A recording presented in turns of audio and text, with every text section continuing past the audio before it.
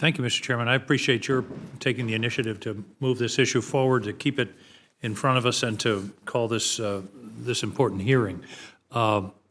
General, any evidence of China-Russia cooperating in the Arctic? Senator, we certainly see areas where China and Russia are cooperating at large, and we do see some areas where China and Russia are cooperating specifically in the Arctic. You look at the investment, for example, that China has made with Russia in the Arctic. We do have some concern of that, but we also have independent concern with each of the activities that we see from China. But their primary motivations seem to be separate. The Chinese are mostly economic, the Russians are defensive and military. That's broadly correct, Senator. The only thing I would add to that is because of 20% of the Russian GDP nominally comes from the Arctic, that the Chinese investment will play a critical role there as well. By the way, I think that we're going to take a lesson from China declaring itself a near Arctic nation. I'm declaring Maine a near Caribbean nation. Just, you know, it works just as well. I'm worried about the operational seam that we've got three of our combatant commands that come together, and I just want to be sure. We have a chart for that if you want to explain it a little bit more. Okay.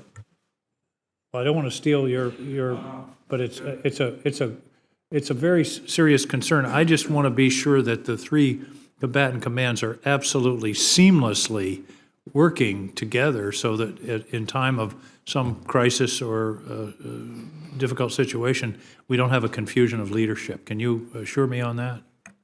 Senator, I will do two things. First, I would acknowledge the seam is the lines on the map, but I will assure you that we are working closely together. One of the things that does help that, as the NORTHCOM designation as the advocate for capabilities within the Arctic, gives us a lead role to try to bring these teams together. And I will say constant and regular communication, especially between NORTHCOM and EUCOM, as we look at the threats residing within the Arctic and through the Arctic.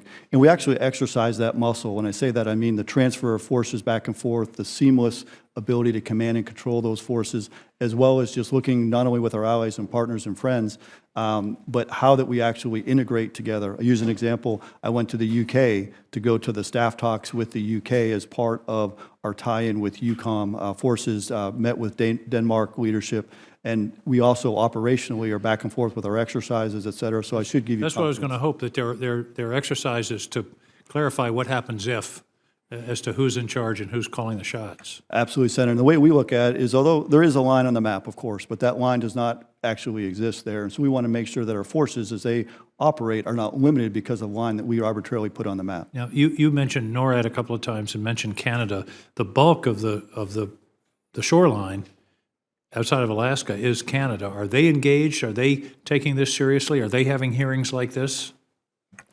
Senator, absolutely. In fact, I think as the Trudeau administration has regained, post the election, regained power, one of their focus areas, in fact, is the Arctic.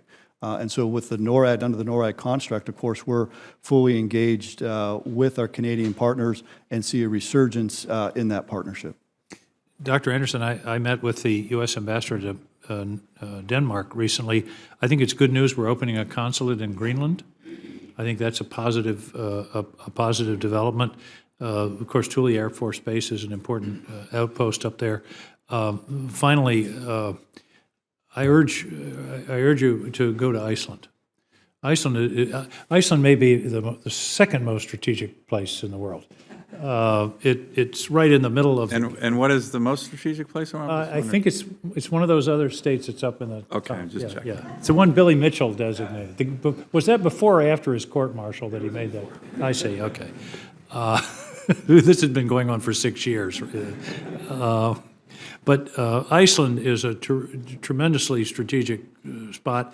It's an unsinkable aircraft carrier right in the middle of the gap, Greenland to England, and we I think mistakenly left Keflavik in the early part of this century, and I just hope that you'll keep Iceland in mind, keep the rotational going, and perhaps think about a more permanent kind of presence there because of its strategic position, particularly with regard to Russian submarines.